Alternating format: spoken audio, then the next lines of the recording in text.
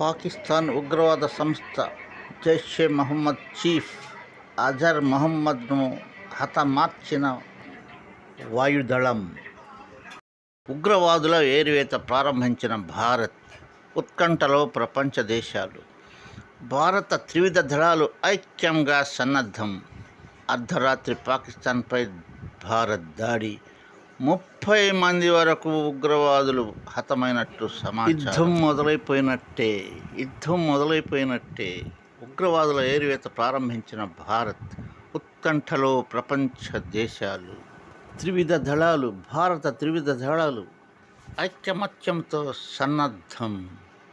యుద్ధం మొదలైంది. పాక్పై భారత్ దాడి. త్రివిధ దళాల ఐక్యతతో యుద్ధానికి సన్నద్ధం.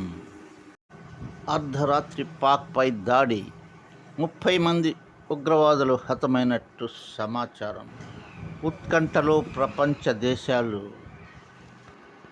ప్రపంచ ముస్లిం దేశాలు భారత్కు అండగా నిలిచాయి. ప్లీజ్ సబ్స్క్రైబ్ చేసుకుని ఒక లైక్ కొట్టి బెల్ ఐకాన్ నొక్కండి. పిల్లలలో మొబైల్ నుండి దూరంగా